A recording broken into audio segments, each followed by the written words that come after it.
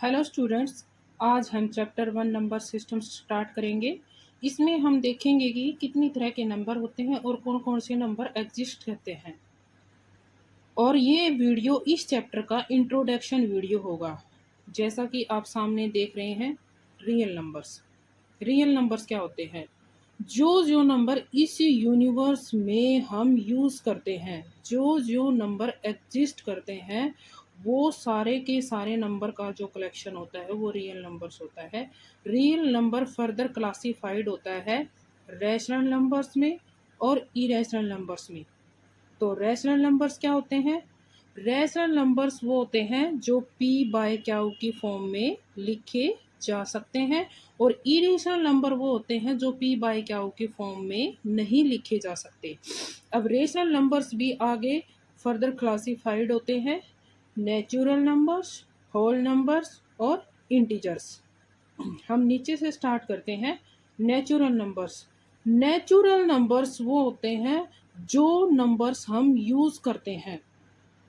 1, 2, 3, 4 up to सोन, जहाँ तक भी गिनती जाती है वो सारे के सारे हमारे नेचुरल नंबर्स होते हैं।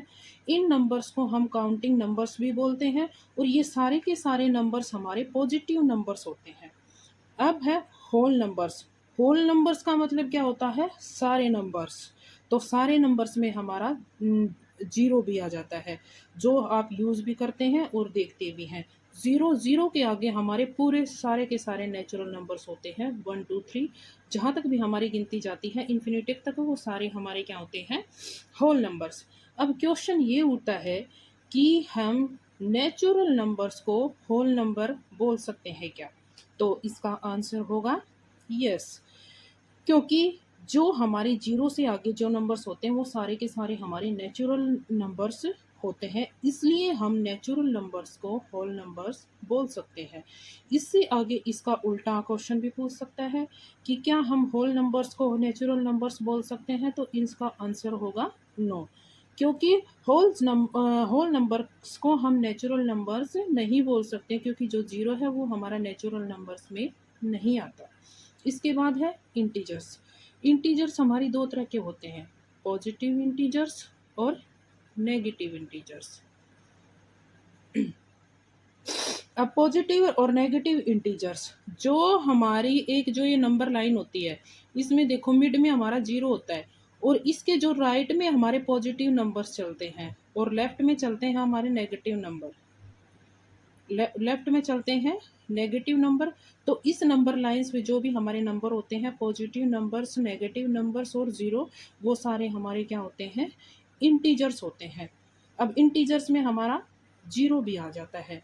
तो ये सारे नंबर्स जो हैं, नेचुरल नंबर्स, होल नंबर्स और इंटीजर्स हैं, ये सारे के सारे नंबर्स हमारे रेशनल नंबर्स हैं, और इन सभी को हम पी बाय क्यू के फॉर्म में लिख सकते हैं। अब है इरेशनल नंबर्स। इरेशनल नंबर्स जैसे कि √2 है। अब आप इसको डिवीज़न मेथड से सोल्व करोगे, तो जैसे 2 है तो डेसिमल लगा के आप ज़ीरो लगाओगे और इसको सोल्व करोगे, तो 1 पॉइंट, तो इसके आगे कुछ ना कुछ नंबर आपका आता चला जाएगा, लेकिन ये एग्जैक्ट वैल्यू नहीं निकाल के देगा आपको। तो इसकी एग्जैक्ट वैल्यू नहीं आएगी, और इसको ना ही हम पी बाय क्यू के फॉर्म में लिख सकते। तो ये हमारा क्या है? Irrational number. अब है पाई। अब आप बोलोगे कि मैडम पाई की वैल्यू तो 22/7 होती है, तो 22/7 तो पी बाई क्या की फॉर्म में है। तो ये 22/7 जो वैल्यू है, इसकी एग्जैक्ट वैल्यू नहीं है, ये सिर्फ सवालों को सोल्व करने के लिए इसके आसपास की एक वैल्यू फिक्स कर दी गई, ताकि हम सवालों को आसानी से सोल्व कर सकें। नहीं तो हम पाई की वैल्यू को सोल्व नहीं कर सकते, और ना इसको पी बाई क्या की फॉर्म में लिख सकते। तो इसलिए ये पाई हमारा क्या है? Irrational number. अब मोस्ट इंपॉर्टेंट टॉपिक है इसका type of decimal expansion. First है टर्मिनेटिंग, तो हम फर्स्ट पे ही चलते हैं। टर्मिनेटिंग क्या होता है? टर्मिनेटिंग जैसे मैं एग्जांपल से आपको समझाती हूँ, तो मैं जैसे लिखती हूँ 25/4।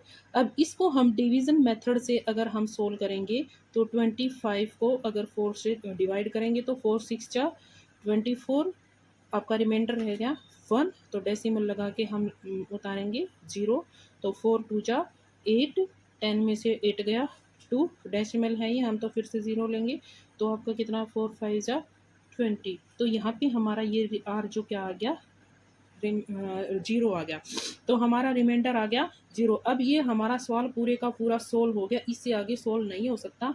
तो इस टाइप के क्वेश्चनों को हम क्या बोलते हैं, टर्मिनेटिंग। जो हमारा क्वेश्चन कंप्लीट सोल्व हो जाए और रिमाइंडर हमारा 0 आ जाए तो वो हमारे होते हैं टर्मिनेटिंग। अब सेकंड पे आते हैं, वो होता है हमारा नॉन टर्मिनेटिंग। नॉन टर्मिनेटिंग का मतलब होता है कि जो हमारा क्वेश्चन पूरा सोल्व नहीं होता और रिकरिंग या फिर रिपीटिंग। रिपीटिंग का मतलब क्या होता है कि जब हम इसको सोल्व करते हैं तो इसमें डेसिमल के बाद हमारी डिजिट बार बार वही रिपीट होती जाती है।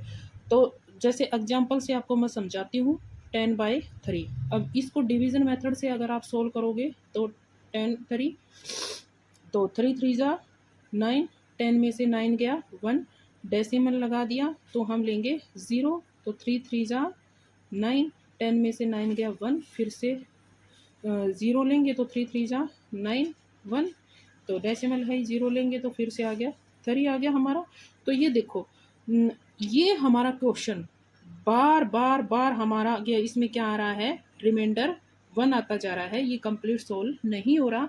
और इसमें जो हमारी ये डिजिट है 3, ये जो बार बार रिपीट हो रही है, तो इसको हम क्या लिख सकते हैं 3.3, इसके ऊपर क्या लगा देंगे, हम बार लगा देंगे।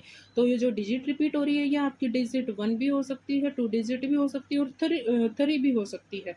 तो जैसे आपकी 3.12 है तो ये 1 2 के ऊपर बार लगा दिया, तो इसका मतलब क्या है 3.12 ये चीज़ बार बार रिपीट हो रही है हमारी 1 2 1 2।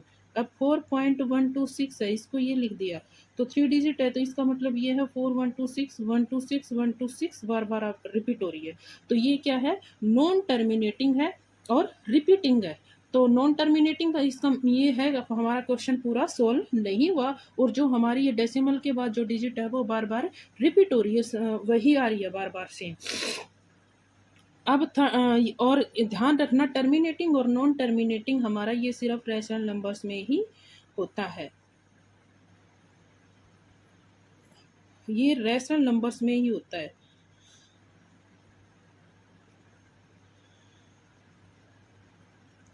अब नॉन टर्मिनेटिंग, नॉन टर्मिनेटिंग क्वेश्चनों में आपको किस टाइप के मिलेंगी, ये मिलेगा जैसे 0.1 0 1 1 0 1 1 0।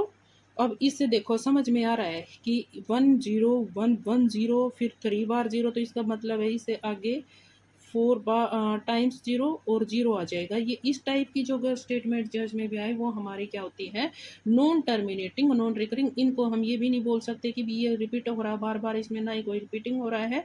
तो ये हमारे क्या है, ये हमारे हैं नॉन टर्मिनेटिंग। अब इसके आगे जो हमारे छोटे छोटे टॉपिक है, जब हम एक्सरसाइज के क्वेश्चन सोल्व करेंगे उसमें सीखेंगे। आगे मिलते हैं हम नेक्स्ट वीडियो के साथ।